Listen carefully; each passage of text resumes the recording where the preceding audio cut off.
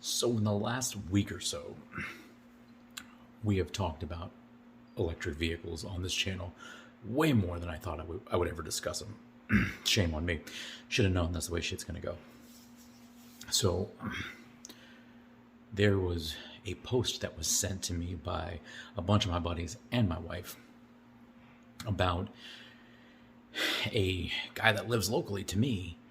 He posted on Facebook that he had recently gone to Roger Dean Chevrolet, which is literally like 2 minutes down the road from me, and had his Chevy Volt, which, if you're not aware, Chevy Volt is a hybrid electric that has a plug-in electric option as well.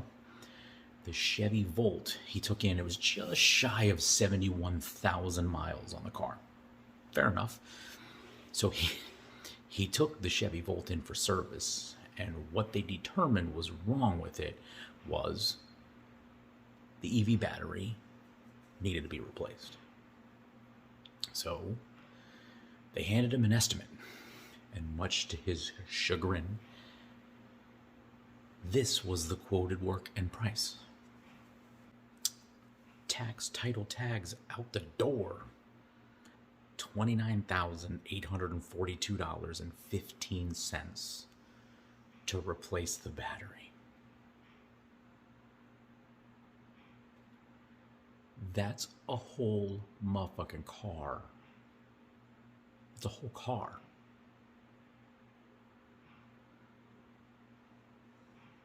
If you people think that electric vehicles are anywhere near where they need to be for the average person to be able to afford and maintain these things, it's not a feasible option right now. It's not realistic.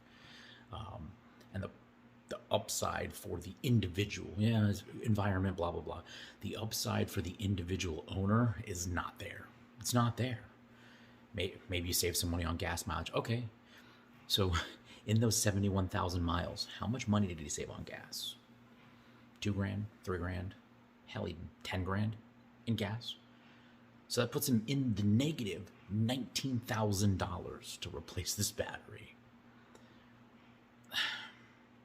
I'm not going to stand here on a fucking soapbox and tell everybody that EV vehicles are garbage and you shouldn't be doing it. Blah, blah, blah, blah. You make your own damn decision. I'm just saying. For reference, back in 2018, I was driving my 300, and in Florida we have standing water. I was driving through water that was just low enough to not really affect my car. And some jackwagon comes roaring through, throws a wave of a tsunami of water up onto my windshield, and just gallons of water went down under the hood into my air intake. Seized the motor. So they tried to put a used motor in it, but because of my cop job, I barely ever drove my car. And it was like 2-3 years old, and it only had 5,000 miles on it. And they were trying to put a 57,000 mile motor in, and I said, no. So they ended up putting a brand new V6 in that 300, the same one that it came with, brand new V6 out of the crate, $11,000 for the motor. Literally less than that's labor and everything out the door. Literally less than half of what that EV battery costs. The Magnum, prime example. The Magnum had a cylinder misfiring. The motor was, the Hemi was basically shot because it sat for so long. Got all fucked up from just sitting like all cars do. And had shitty gas in it and so on and so forth. To replace that motor with labor out the door was $8,000 with a used motor. With a new 5.7 Hemi, I think it was somewhere around 15 to 17 grand, I want to say. That's still right about half of replacing an EV battery on a car with 71,000 miles on it. I'm just saying. Every car is expensive. Every car costs things here and there. And some are more expensive than others. But, I mean, the Chevy Volts are not super old. I without Googling it, The last model year I could find was like a 2019. So I believe they're somewhere in that 2015 to 2019 year range. So, I mean, the Volts are literally only like between 7 and 10 years old.